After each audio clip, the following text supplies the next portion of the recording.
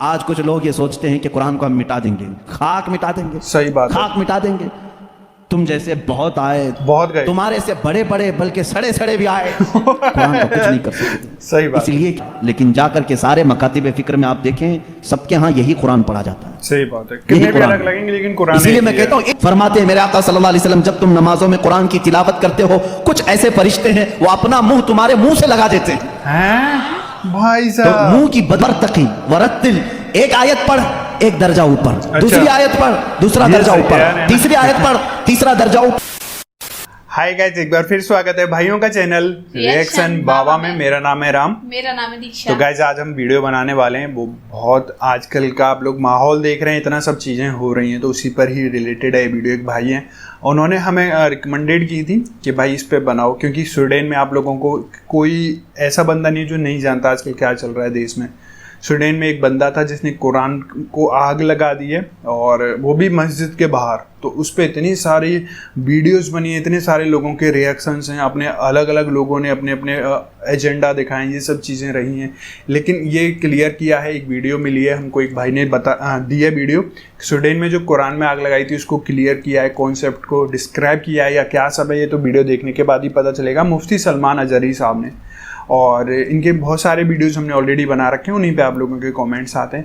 تو امید ہے آپ لوگ اس ویڈیو کو بھی اتنا ہی پیار دیں گے جتنا کہ آپ نے اور سب ویڈیوز کو دیا ہے نا۔ تو گائز آج کا ریئیکشن ہم اسٹارٹ کر لیتے ہیں۔ آپ لوگ ضرور اپنے کامنٹ اس ویڈیو پہ بھی دیں، کیا چل رہا ہے دیش میں، ہونا چاہیے کہ نہیں ہونا چاہیے۔ ویڈیو اچھی لگے تو پلیز اس ویڈیو کو لائک کریں، اور آپ چاہتے ہیں آپ کو ایسے ریئیکشن ویڈیو بھی ملتے رہیں تو پلیز چینل کو سبسکرائب کریں۔ تو آج کا ریئیکشن ہم اسٹارٹ کر لیتے ہیں بنا کسی دیری کے، لیٹس پلے۔ آج کچھ لوگ یہ سوچتے ہیں کہ قرآن کو ہم مٹا دیں گے، خاک مٹا دیں گے، صحیح بات ہے، خاک مٹا دیں گے۔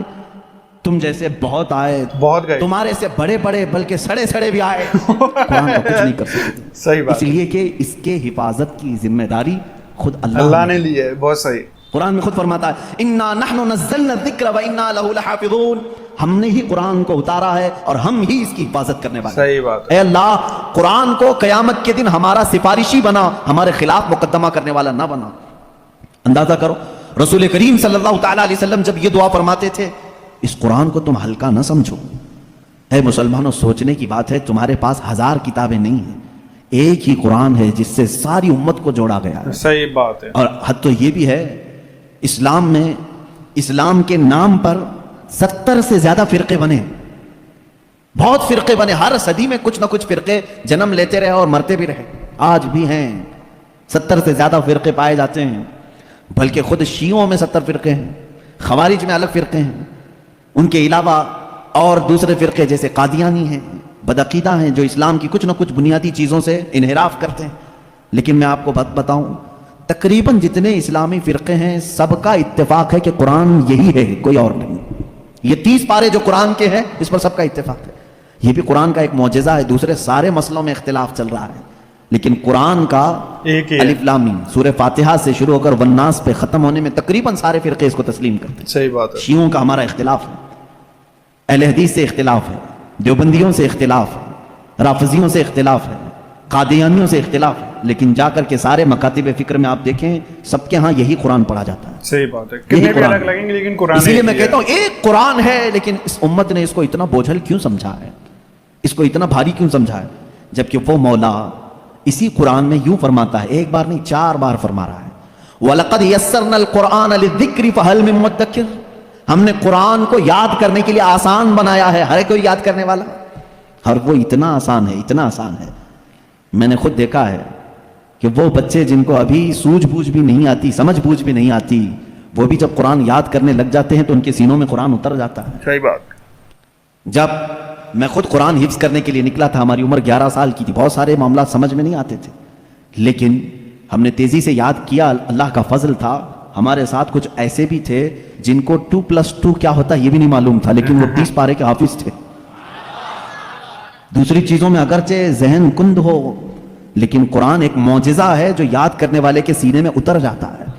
ہاں، یہ اس کے ساتھ نہیں جاتا جو اس کو بھاری سمجھتا ہے، جو اس کو بوجھل سمجھ کر کے چھوڑا اس کے ساتھ نہیں جاتا، صحیح بات، اور جو اس سے محبت کیا اس کے سینے میں بہت آسانی سے اترتا۔ صحیح بات ہے، شروع میں شیطان بہت ورغلاتا ہے، بہت بہکاتا ہے، یاد کرنے نہیں دیتا اور بھگاتا ہے، لیکن جو جم گیا تو پھر قرآن ہی اس کا مددگار بھی ہوتا ہے۔ قرآن اس کا مددگار ہوتا ہے. اب میں چند حدیثیں آپ کو بتاؤں کہ قرآن کہاں تک تمہاری دوستی نبھاتا ہے. پہلی بات, کچھ لوگ ڈر کر کے چھوڑے ہوئے, ہم تو پڑھ ہی نہیں پاتے تھے. اس پر بھی میں آج ایک حدیث پڑھا, حضرت عائشہ صدیقہ رضی اللہ تعالیٰ عنہا سے مروی ہے. فرماتی ہیں رسول کریم صلی اللہ تعالیٰ علیہ وسلم نے فرمایا, الماہر فی القرآن, جو قرآن کا ماہر ہے یعنی اچھی تجوید میں تلاوت کرتا ہے اور اس کے معنی بھی سمجھتا ہے, سب سمجھتا ہے. حضور اکرم صلی اللہ علیہ وسلم نے فرمایا قیامت کے دن وہ معزز محترم فرشتوں اور انبیاء کے ساتھ ہوگا. جو ماہر ہے قرآن میں, جو قرآن اچھے سے تلاوت کرتا ہے. یہاں تک تو بات ٹھیک ہے. آگے میرے آقا صلی اللہ علیہ وسلم فرماتے ہیں والذی یقرأ القرآن یتتعتع فیہ وعلیہ شاق فلہ اجران او کما قال رسول اللہ صلی اللہ علیہ وسلم. میرے آقا فرماتے ہیں اور وہ بندہ جو اٹک اٹک کے پڑھتا ہے, اس کے لیے زبان پھسل جاتی ہے. یہ صاف ہے الفاظ حدیث میں. جو اٹک اٹک کے پڑھتا ہے, زبان پھسل جاتی ہے, یا ذہن موٹا ہے, زبان موٹی ہے, جلدی سمجھ میں نہیں آتا, ادھر ادھر ہجے کر کے پڑھتا ہے, میرے آقا صلی اللہ علیہ وسلم نے فرمایا اس کو ڈبل اجر ہے. فلہو اجرانی, اس کو دگنا اجر ہے. تو کیوں چھوڑ دیا تھا اس قرآن کو؟ یہی سوچ کر کے پتہ نہیں کہاں غلطی ہو جائے. تم لگے رہتے ہیں, ایک دن وہ آ جاتا جب ہماری زبانوں کی لکنت کو بھی یہ صحیح کر دیتا. بہت صحیح. قرآن پاک علاج بھی ہے, شفا بھی ہے, دوا بھی ہے, رزق بھی ہے, رحمت بھی ہے. عزیزان گرامی, میرے آقا صلی اللہ تعالیٰ علیہ وسلم نے فرمایا, احادیث کے چند جملے میں آپ کے سامنے رکھ دوں. رسول پاک صلی اللہ تعالیٰ علیہ وسلم فرماتے ہیں کہ جو قرآن گھر میں تلاوت کرتا ہے اس کے لیے ایک فرشتہ ہے جس کا نام سکینہ ہے. حضرت اسید بن حضیر رضی اللہ تعالیٰ عنہ ایک صحابی ہیں, وہ رات میں تلاوت کر رہے تھے, اچانک بادل کا ایک ٹکڑا نیچے آ گیا.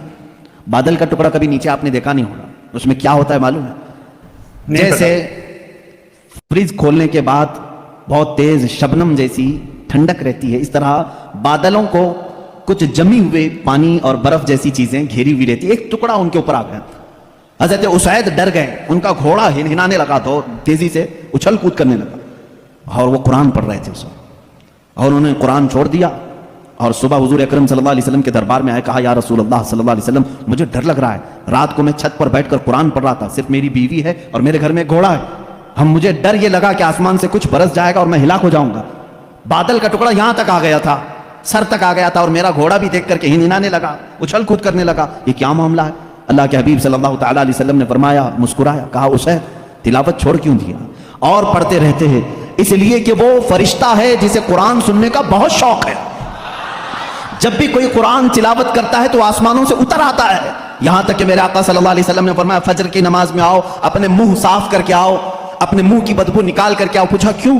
فرماتے ہیں میرے آقا صلی اللہ علیہ وسلم جب تم نمازوں میں قرآن کی تلاوت کرتے ہو کچھ ایسے فرشتے ہیں وہ اپنا منہ تمہارے منہ سے لگا دیتے ہیں. بھائی تو صاحب منہ کی بدبو نہ ہو, فرشتوں کو تکلیف نہ ہو, اس لیے کہ وہ قرآن سننے کے شوقین ہیں. جب تم تلاوت کرتے ہو تو وہ اتر جاتے ہیں اور تمہارے منہ سے اپنا منہ لگا لیتے ہیں. قرآن کی یہ برکت ہے میرے عزیز, دوسری کتابوں کے لیے کہیں ایسی فضیلت نہیں ملتی. یہ تو میں دائرہ اسلام میں موجود میرے آقا صلی اللہ تعالیٰ علیہ وسلم کی بتائی ہوئی حدیثیں آپ کو پہلے بتا رہا ہوں. میں پھر دنیاوی معاملات میں بھی آؤں گا کہ قرآن کہاں کہاں ہماری رہنمائی کرتا ہے. پہلے تو ہم اپنے دائرے میں دیکھیں, ہم چھوڑے ہوئے ہیں نا اس کو. اقبال نے کہا تھا وہ زمانے میں معزز تھے مسلمان ہو کر, آج تم خار ہوئے ہو تاریک قرآن ہو کر. آج تم خار ہوئے ہو تاریک قرآن ہو کر, قرآن چھوڑ کر کے ہی ذلیل ہوئے ہیں, باقی اور کوئی وجہ نہیں ہے. اللہ تبارک و تعالیٰ نے جو مقدس چیز تمہارے لیے اتاری, پچھلی امتوں کو کبھی یہ چیز نہیں ملی. قرآن جیسی برکت کسی امت کو نہیں ملی جو امت مصطفیٰ صلی اللہ علیہ وسلم کو ملی. تورات آئی ہے, انجیل آئی ہے, زبور آئی ہے, سب کو معلوم ہے نا, آسمانی کتابیں آئی. جاؤ اے مسلمانوں ڈھونڈ کر کے لاؤ تورات کا ایک نسخہ جو موسیٰ علیہ السلام پر اترا تھا, ڈھونڈ کر کے لے آؤ انجیل کا ایک نسخہ کہ جو عیسیٰ علیہ السلام پر اترا تھا, زبور کا ایک نسخہ لے کر کے آؤ. آج وہ کتابیں ناپید ہیں, اور اگر ہیں تو اس میں اختلاف. خود عیسائیوں کے ہاں 4 قسم کی انجیلیں پائی جاتی ہیں, یہودیوں کے ہاں تورات اولڈ ٹیسٹمنٹ میں یونان والوں کا الگ, فلاں جگہ کا الگ, جرمنی کے الگ, UK کے الگ, امریکہ کے الگ. جا کر کے دیکھو گے تو ان کے نسخوں میں الگ الگ تبدیلیاں ہیں. زبور نام کی جو کتاب تھی داؤد علیہ السلام پر, وہ کہاں ہے, اس کی کتنی آیتیں غائب, کسی کو نہیں پتا. لیکن دنیا میں اگر خالد ہمیشہ رہنے والی کوئی کتاب ہے تو قرآن مقدس ہے. تم جاؤ امریکہ میں بھی تمہیں یہی قرآن ملے گا جو سورہ فاتحہ سے شروع ہو رہا ہے, عرب میں جاؤ یہی قرآن ملے گا جو والناس پہ ختم ہو رہا ہو, ہندوستان میں آؤ یہی قرآن ملے گا جس کے درمیان میں سورہ کہف ہے. کہیں پر بھی جاؤ قرآن اسی طرح سے آج موجود ہے. تمہیں ڈرنے کی ضرورت ہے مسلمانوں, قرآن کہیں ضائع نہیں ہوگا, کہیں ضائع نہیں ہوگا. آج کچھ لوگ یہ سوچتے ہیں کہ قرآن کو ہم مٹا دیں گے, خاک مٹا دیں گے, خاک مٹا دیں گے. تم جیسے بہت آئے, تمہارے سے بڑے بڑے بلکہ سڑے سڑے بھی آئے, قرآن کا کچھ نہیں کر سکے. صحیح بات. اس لیے کہ اس کے حفاظت کی ذمہ داری خود اللہ نے لی ہے. قرآن میں خود فرماتا ہے انا نحن نزلنا الذکر وانا لہ لحافظون, ہم نے ہی قرآن کو اتارا ہے اور ہم ہی اس کی حفاظت کرنے والے ہیں. اب اللہ کے ذمے میں ہے, اسی لیے قرآن کی حفاظت کا ذمہ امت کو نہیں دیا گیا, ورنہ یہی حال ہوتا جیسے پہلے کی امتوں نے کیا. عیسائی علماء کیا کرتے تھے, امیروں کے لیے الگ آیتیں بتاتے تھے, غریبوں کو الگ آیتیں بتاتے تھے, پیسہ لیتے تھے, آیتیں بدل دیتے تھے. ارے بھائی صاحب, اگر امت کے حوالے یہ قرآن بھی چھوڑ دیا جاتا تو دنیا دار زر خرید مولوی وہ قرآن کو بھی بیچ دیتے ہیں, حکومت کو راضی کرنے کے لیے آیتیں بدل دیتے ہیں. لیکن اللہ نے امت کے حوالے نہیں رکھا, خود اپنے حفظ و امان میں رکھا ہے. قرآن کو کوئی بدل نہیں سکتا. لا تبدیل لکلمات اللہ, رب تعالیٰ خود فرما رہا ہے اللہ کے ایک کلمے میں بھی تبدیلی نہیں. خوف کس بات کا تمہیں, اس کی قرآن کی اتنی حفاظت کی گئی ہے کہ اس کے سارے الفاظ گن کے رکھ لیے گئے ہیں. ایک لفظ بھی اگر کم ہو گیا تو پتہ چل جائے گا یہ قرآن نہیں ہے. الفاظ تو دور کی بات ہے میرے عزیزو, اس کی صورتیں محفوظ ہیں. 114 صورتیں ہیں, اس میں ایک کم بھی نہیں ہوگی زیادہ بھی نہیں ہوگی. ہم یہ سب محفوظ ہیں. جو عالم ہوگا, جو حافظ ہوگا, کروڑوں کی تعداد میں علماء بھی ہیں, وہ سب کو معلوم ہے. یعنی قرآن کی یہ باتیں جاننے والے علماء کی بات کر رہا ہوں, سب کو معلوم ہے کہ قرآن میں 114 صورتیں ہیں, 540 رکوع ہیں. اتنا ہی نہیں بلکہ اس کے جو ہے حرف بھی گن لیے گئے, آیتیں بھی گن لی گئی ہیں. 6666 آیتیں ہیں, حروف بھی گنے گئے ہیں, زبر بھی گنے گئے ہیں, زیر بھی گنے گئے ہیں, بلکہ اس کے نقطے بھی گن کے رکھے گئے ہیں. کہیں ایک نقطہ بھی کم نہیں کر سکو گے. اس قرآن کی اتنی جو حفاظت ہے, آج میں آپ کو بتاؤں, کبھی کسی نان مسلم کے پاس جاؤ اور اگر وہ تم سے یہ سوال کرے تو مسلمان ہے, اسلام ہی سچا دھرم ہے, کیا تمہارے پاس پروف ہے اس چیز کا؟ اچھا, تم کیا کہو گے؟ حضور صلی اللہ تعالیٰ علیہ وسلم کے معجزے سناؤ, انکار کرے گا. میرے آقا صلی اللہ تعالیٰ علیہ وسلم نے چاند کے 2 ٹکڑے فرمائے, سورج کو پلٹا دیا, بہت سارے معجزے ہیں. وہ کہے گا میں نہیں مانتا ان چیزوں کو, وہ اس زمانے میں تھے, میں کہاں دیکھا ہوں. صحیح بات. اگر تم اس کے سامنے اسلام کی عظیم فتوحات کو دکھاؤ گے, وہ کہے گا میں نہیں مانتا, یہ سب کہانیاں ہوں گی. اچھا, ہمارے بھی بھگوانوں کے ذکر اس طرح سے کیے گئے ہیں. صحیح بات. اسی طرح کی باتیں ہمارے پاس بھی موجود ہیں. ہر کوئی کہے گا. تمہارے پاس اگر اپنے حق ہونے کی کوئی علامت آج بھی موجود ہے تو صرف قرآن پاک ہے. اسے کہو میرے سچے مذہب پر اور اچھے مذہب پر قائم ہونے کی سب سے بڑی دلیل, سب سے بڑا پروف قرآن ہے. لا کر کے دکھاؤ اس طرح کی کوئی دوسری کتاب کسی کے پاس ہو. کم سے کم 1400 سال سے جو محفوظ چلی آ رہی ہے دنیا میں, کسی لیبارٹری میں بھی, کسی لائبریری میں بھی اتنی پرانی کوئی کتاب آج محفوظ موجود ہے ہی نہیں. یہ میری بات نہیں, ساری دنیا کا جو دوسرے ریلیجن سے تعلق رکھتے ہیں ان کا بھی یہی قول ہے کہ قرآن سے زیادہ محفوظ اس دنیا میں اب کوئی چیز نہیں رہ گئی. اس کی حفاظت کو اللہ نے اس طرح سے ترتیب دے کر فرمایا ہے کہ مسلمان اپنے بچوں کو حافظ قرآن بناتے ہیں اور اس کی حفاظت میں لگے ہوئے ہیں. اللہ تعالیٰ نے سینوں کو چنا ہوا ہے اس قرآن کی حفاظت کے لیے. خیر میرے عزیزوں, احادیث کریمہ میں یہ ہے, حضور اکرم صلی اللہ تعالیٰ علیہ وسلم فرماتے ہیں قیامت کے دن ایک بندہ آئے گا جو قرآن تلاوت کرتا تھا, اس کے حساب کی باری آئے گی تو رب تعالیٰ اس سے فرمائے گا اقرأ القرآن ورتقی ورتل, اے بندے قرآن یہاں پر بھی پڑھ جیسے دنیا میں پڑھتا تھا, جیسے تو قرآن پڑھتا تھا یہاں پر بھی پڑھ, اور جب تک وہ پڑھتا رہے گا رب تبارک تعالیٰ فرماتا ہے ورتقی ورتل, ایک آیت پڑھ ایک درجہ اوپر, دوسری آیت پڑھ دوسرا درجہ اوپر, تیسری آیت پڑھ تیسرا درجہ اوپر. جنت میں وہ درجے طے کرتا جاتا رہے گا, جہاں جا کر کے وہ قرآن کی تلاوت ختم کرے گا کہا جائے گا یہی تیرا درجہ ہے. میرے آقا صلی اللہ تعالیٰ علیہ وسلم سے پوچھا گیا کہ کیا یہ قرآن جب تک وہ تلاوت کرتا رہے گا اس کے درجے بلند ہوتے رہیں گے؟ حضور اکرم صلی اللہ علیہ وسلم کی حدیث میں, ہاں میں نے جنت میں دیکھا ہے قرآن کی تلاوت کرنے والوں سے اوپر کسی کا درجہ آیا ہی نہیں, کیونکہ یہ تلاوت کرتے کرتے, کیونکہ جو کچھ بھی جنت حاصل کرنے کا آپشن ہے نا وہ دنیا میں ہی تو ہے. تم اتنی نمازیں پڑھو تو یہ جنت ہے, اتنے روزے رکھو تو یہ جنت کا دروازہ تمہارے لیے, حج کرو تو یہ جنت کا دروازہ تمہارے لیے. سارے آپشن جنت حاصل کرنے کے دنیا میں ہیں. یہ دارالعمل ہے, مرنے کے بعد عمل ختم ہو جائے گا, لیکن قیامت میں صرف ایک عمل ہے جس کو پھر رب تعالیٰ ریپیٹ کروائے گا. وہاں نہیں کہا جائے گا نماز پھر سے پڑھ کے دکھا, حج کر کے دکھا, روزہ رکھ کے دکھا, ختم ہو گئے اعمال. لیکن قرآن پڑھنے والے کو کہا جائے گا اب بھی چاہتا ہے تو پڑھ اور اوپر چل جا, صحیح, بہت صحیح, بہت اور بڑھتا جا. تو جس کو قرآن آتا ہوگا وہ پڑھتا جائے گا, پڑھتا جائے گا اور درجے طے کرتا جائے گا. یہ فضیلت میرے آقا صلی اللہ تعالیٰ علیہ وسلم نے سنائی, اور یہ جو حدیثیں میں ذکر کر رہا ہوں متفق علیہ اور صحیح احادیث آپ کے سامنے ذکر کر رہا ہوں. یہاں تک کہ حضور اکرم صلی اللہ تعالیٰ علیہ وسلم کی ایک حدیث ہے، قیامت کے دن وہ بچے جنہوں نے قرآن کو اپنے سینے میں رکھا تھا وہ بلائے جائیں گے، اللہ کا کلام یاد کیا، تو جب وہ آئیں گے تو رب تبارک و تعالیٰ ان بچوں کو بعد میں فرمائے گا ان کے والدین کے سر پر پہلے تاج رکھا جائے، البس والداہ تاجا یوم القیامت، رسول کریم صلی اللہ علیہ وسلم فرماتے ہیں قیامت کے دن ایسا تاج پہنایا جائے گا جس سے سورج کی روشنی بھی پھیکی پڑے۔ اہل محشر پوچھیں گے یہ کیا نبی ہیں، یہ صدیق ہیں، یہ کون ہیں؟ تو فرشتے کہیں گے نہ یہ نبی ہیں، نہ صدیق ہیں، نہ شہداء ہیں، بلکہ صرف ایک حافظ قرآن کے ماں باپ ہیں، صرف ایک حافظ قرآن کے ماں باپ ہیں۔ جب ماں باپ کو تاج پہنایا جا رہا ہے تو جس کے سینے میں قرآن تھا اس کو کیا کیا جائے گا؟ رب تعالیٰ اس کے لیے فرماتا ہے، میرے آقا صلی اللہ علیہ وسلم نے فرمایا اس حافظ قرآن کو بلایا جائے گا اور اس سے کہا جائے گا ایسے 10 لوگ تیرے خاندان کے جن پر دوزخ میں جانا واجب ہو گیا، ان کا ہاتھ پکڑ، صرف اس کی برکت سے میں ان کی جہنم کی سزا کو معاف کر کے تیرے ساتھ جنت عطا کروں گا۔ اس کی سفارش قبول کی جائے گی۔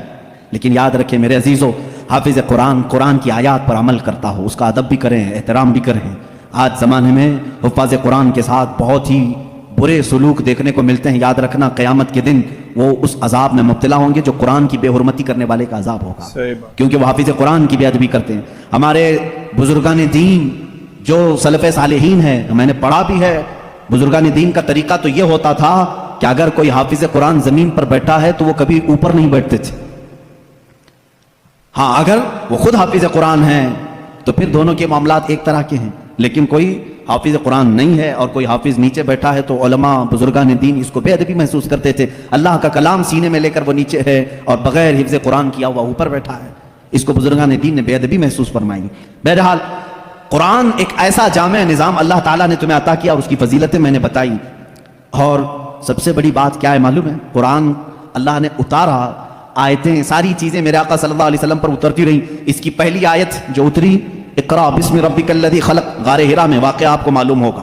میرے آقا صلی اللہ تعالیٰ علیہ وسلم پہاڑ پر ایک غار ہے آج بھی مکہ کے کنارے، غار ہرا اس کو کہتے ہیں، جبل نور، وہاں پر عبادت کے لیے جایا کرتے تھے۔ جبرائیل امین ایک رات آئے اور روایات یہ بتاتی ہیں کہ وہ 17 رمضان المبارک کی رات تھی۔ آ کر کے انہوں نے حضور اکرم صلی اللہ علیہ وسلم سے صرف اتنا کہا اقرا، پڑھو۔ آپ صلی اللہ علیہ وسلم نے فرمایا ما انا بقاری، میں نہیں پڑھنے والا۔ بعض بے وقوف اس کا ترجمہ یوں کرتے ہیں مجھے پڑھنا نہیں آتا۔ حضور اکرم صلی اللہ تعالیٰ علیہ وسلم کو پڑھنا نہیں آتا تھا۔ آپ نے جبرائیل امین نے سینے سے سینہ لگایا اور پھر کہا اقرا، کہا پڑھو۔ میرے آقا صلی اللہ علیہ وسلم نے وہی جواب دیا۔ 4 بار اس طرح سے ہوا، چوتھی مرتبہ جو ہے جبرائیل امین نے صرف اقرا نہیں کہا۔ اقرا کا مطلب کیا ہوتا ہے؟ پڑھ، تو آرڈر ہے، آرڈر پڑھ۔ لیکن جبرائیل امین نے جب یہ کہا اقرا بسم ربک الذی خلق، پڑھ اس رب کے نام سے جس نے پیدا کیا، میرے آقا صلی اللہ علیہ وسلم نے پڑھنا شروع کیا۔ میرے آقا نے مزاج یہ بتایا اپنی امت کو کہ پڑھو وہی جو رب تک تمہیں پہنچا ہے، تعلیم حاصل کرو وہی جو رب کے نام سے شروع ہو یا رب تک تمہیں پہنچائے۔ یہ آیتیں یہاں سے شروع ہوئی اور آیتیں جو ختم ہوئی ہیں اس میں اختلاف ہے۔ بعض علماء نے لکھا ہے کہ الیوم اکملت لکم دینکم، یہ آخری آیت تھی جو حجۃ الوداع میں میرے آقا صلی اللہ علیہ وسلم جب آخری حج میں تھے نازل ہوئی۔ بعض علماء اور مفسرین نے فرمایا اذا جاء نصر اللہ والفتح، یہ سورہ پڑھتے ہوں گے نا آپ نماز میں، یہ قرآن کی سب سے آخری سورہ ہے نازل ہونے کے اعتبار سے۔ ایک بات ذہن میں رکھ لیں، نازل ہونے کی ترتیب الگ ہے اور پڑھنے کی آج ترتیب الگ ہے۔ قرآن آج جو پڑھا جاتا ہے اس کی ترتیب کیسے ہے؟ سورہ فاتحہ پہلے ہے الحمدللہ، اس کے بعد سورہ بقرہ ہے، اس کے بعد سورہ آل عمران ہے، اس کے بعد سورہ نساء ہے، اس کے بعد سورہ مائدہ ہے، اس کے بعد سورہ انعام ہے، پھر سورہ اعراف ہے۔ اس طرح سے یہ سورتیں چلی اور ختم کہاں پہ ہوئی؟ سورہ والناس، قل اعوذ برب الناس ملک الناس، پڑھتے ہیں نا، یہ آخری سورہ۔ یہ پڑھنے کی ترتیب ہے، لیکن نازل ہونے کی جو ترتیب ہے وہ الگ ہے۔ پہلے آیتیں نازل ہوئی تھی 5۔ یہ باتیں میں کیوں بتا رہا ہوں، یہ لاسٹ میں آپ کو خود سمجھ میں آ جائے گا۔ ذہن میں اتنا رکھ لینا، سب سے پہلے کون سی آیتیں نازل ہوئی؟ اقرا بسم ربک الذی خلق۔ آج بھی جب بچوں کی بسم اللہ خوانی ہم کراتے ہیں تو یہی آیتیں پڑھاتے ہیں بچے کو، سب سے پہلے یہی پڑھاتے ہیں۔ 5 آیتیں میں پڑھ بھی دیتا ہوں۔ اقرا بسم ربک الذی خلق، خلق الانسان من علق، اقرا وربک الاکرم الذی علم بالقلم، علم الانسان ما لم یعلم۔ یہ 5 آیتیں ہیں جو سب سے پہلے میرے آقا صلی اللہ علیہ وسلم پر نازل ہوئی۔ جبرائیل امین لے کر آتے تھے، حضور اکرم صلی اللہ علیہ وسلم کو سناتے تھے۔ یہ قرآن کی ابتدا ہے اور 23 سال تک نازل ہوتا رہا۔ 23 ایئرس، 23 سال تک نازل ہوتا رہا۔ آخر میں کون سی آیتیں نازل ہوئی؟ ایک تفسیر کی روایت کے مطابق اذا جاء نصر اللہ والفتح ورأيت الناس يدخلون في دین اللہ افواجا فسبح بحمد ربک واستغفرہ انہ کان توابا۔ یہ 2 چیزیں ذہن میں رکھو۔ اقرا سب سے پہلے سورہ اذا جاء نصر اللہ اقرا سب سے کا مطلب آخر. میں نے بولا تھا قرآن کہ کے پڑھو. نزول کا زمانہ میں آپ کو بتاؤں 23 سال تک نازل ہوئی. آپ کو میں بتاؤں قرآن اتنی فصیح زبان میں ہے. فصیح کا مطلب لٹریچر جس کو کہتے ہیں. جیسے ایک اردو ہے جو ہم اور آپ بول یہاں ہبلی کی زبان ہوتی ہے, اس کو فصیح اردو نہیں کہتے, لکھنؤ والے فصیح اردو بولتے ہیں. آپ کیسے اب ہم ظاہر سی بات ہے میں تقریر جو کر رہا ہوں ہو سکتا ہے یہ اردو الگ ہے, ہبلی والی اردو الگ ہے. اردو اگر میں وہ بولوں تو پھر یہاں بھونڈا لگے گا. آبے جابے توبے یہ اگر جو عام طور پر استعمال کرتے ہیں یہ بھونڈا لگتا ہے, بھونڈا. کیونکہ فصیح زبان میں جب کوئی بیان کرے تو وہ دل میں اترتی بھی ہے بات. زبان کی مٹھاس اس کی فصاحت میں ہے. تو عربی زبان میں جو سب سے زیادہ فصیح جملے تھے وہ قرآن میں آئے. ایک بھی ہلکا جملہ نہیں آیا, ایک بھی کمتر جملہ نہیں آیا. اب جیسے ایک مثال میں آپ کو بتا دوں, گھٹنا لفظ ہے نا, گھٹنا, گھٹنے ٹیک دینا, لیکن آپ گڑگے بولتے ہیں, ہے کہ نہیں؟ ہم تو گھٹنے ہی بولتے ہیں. گڑگے ٹیکو, گڑگا کیا چیز ہے یہ؟ گڑگا بولتے ہیں. اچھا اس کو گڑگا یہ تمہاری عامی زبان ہے. اگر یہ میں کتاب میں لکھ دوں کہ میں سجدے میں جاتے وقت گڑگا ٹیک دیا, آپ کو برا لگے گا. گڑگا. کیا مولانا اچھی زبان میں بیچ میں ہڈی لے کے آ گیا. گھٹنا لفظ ہے, گھٹنا یہ فصیح لفظ ہے, اور ایک عام لفظ ہوتا ہے جس کو آپ یوز کر رہے ہیں, سمجھ رہے ہیں؟ اب جیسے جانور کہتے ہیں, جانور ہے نا, اب عام زبان میں کہتے ہیں جناور. یہ فصیح لفظ نہیں ہے, یہ فصیح لفظ نہیں ہے. آپ یوز کر رہے ہیں, لیکن آپ جب آپس میں بات کرتے رہتے ہیں تو اس کو برا بھی نہیں سمجھتے. کتنے جناور ایسے ہیں, یہ کیا ہے, یہ فصیح اردو نہیں ہے. اچھا لڑکا کہتے ہیں, لڑکی کہتے ہیں, یہ فصیح اردو ہے. لڑکا آیا, لڑکی آئی, لیکن آپ کہیں چھوڑا آیا, چھوری آئی, یہ کیا ہے, چھوکرا آیا, چھوکری آئی. اس طرح کی یہ فصاحت میں استعمال نہیں, فصاحت میں استعمال نہیں. ایسی بہت ساری چیزیں ہیں اردو میں آپ کو سمجھا رہا ہوں. جو فصیح ہوتا ہے وہ لٹریچر ہے, اچھی زبان. اور قرآن پورا کا پورا فصیح عربی میں نازل ہوا ہے. ایک حرف بھی ایسا نہیں ہے جو عام لوگ یوز کرتے ہوں, ایک حرف بھی ایسا نہیں. اور صرف قرآن ہی اس طرح ہے. اور اسی وجہ سے اللہ رب العزت نے چیلنج پہ چیلنج کیا ہے قرآن پاک میں. چیلنج کس کو کہتے ہیں معلوم ہے نا آپ کو؟ لا کر کے دکھاؤ. اللہ تعالیٰ نے 4 جگہ پر چیلنج فرمایا. پہلا تو یہ ہے قُلْ إِنِ اجْتَمَعَتِ الْإِنسُ وَالْجِنُّ عَلَىٰ أَن يَأْتُوا بِمِثْلِ هَٰذَا الْقُرْآنِ. اللہ تعالیٰ فرماتا ہے اے محبوب آپ فرماتے ہیں سارے انسان جمع ہو جائیں, سارے جنات جمع ہو جائیں, دنیا میں جتنے انسان ہیں سب جمع ہو جائیں, جتنے جنات ہیں سب جمع ہو جائیں. اور اللہ فرماتا ہے کہ وَلَوْ كَانَ بَعْضُهُمْ لِبَعْضٍ ظَهِيرًا, آپس میں ایک دوسرے کی مدد بھی کریں. کس بارے میں جمع ہو کر کے کیا کریں؟ عَلَىٰ أَن يَأْتُوا بِمِثْلِ هَٰذَا الْقُرْآنِ, اس قرآن کی طرح ایک اور کتاب لا کر کے دکھائیں. بہت صحیح ویڈیو تھی یار. قرآن کے اوپر تو انہوں نے اتنا بولا ہے, اتنا بولا ہے, اتنا بولا ہے سچ میں یار. مطلب پر ایک ایک چیز ان کی پوائنٹ ہے. مطلب کچھ بھی ایسا کچھ بھی نہیں ہے کہ ہوا میں, اتنا کچھ بولا. ایک ایک چیز کو انہوں نے بتایا, ان کی لینگویج کے بارے میں انہوں نے بتایا. اور انہوں نے اسٹارٹنگ میں ویڈیو کے بولا تھا کہ قرآن کو مٹانے والے کتنے آئے کتنے گئے. اور یار دیکھو یہ اچھی بات ہے, سب کا اپنا اپنا دھرم ہے, سب اپنے دھرم کی ریسپیکٹ کرتے ہیں. اس دھرم کو کیسے چلایا جائے, کیسے اس دھرم کے دھرم میں رہیں, یہ سب ہم کو ہماری کتابیں سکھاتی ہیں. ہندوؤں کی گیتا ہوتی ہے, مسلمان بھائیوں کی قرآن ہوتی ہے, اور بھی الگ الگ چیزیں رہتی ہیں, یہ سب رہتا ہے نا. تو گائز آپ لوگوں کے کیا بچار ہیں جو کہ سویڈن کے اندر یہ سب کیس ہوا, یہ ہونا چاہیے تھا کہ نہیں ہونا چاہیے تھا؟ ہمارے حساب سے تو بالکل نہیں ہونا چاہیے تھا, کیونکہ کسی کی بھاونا کو ہارٹ پہنچانا اس سے بڑا جرم, اس سے بڑا پاپ کچھ ہے نہیں. تو آپ لوگ اپنے کامنٹس کر کے ضرور بتائیں آپ کو ویڈیو کیسی لگی.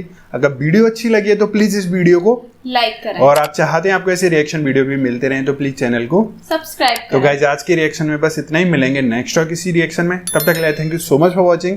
Bye bye guys, see you guys, take care guys.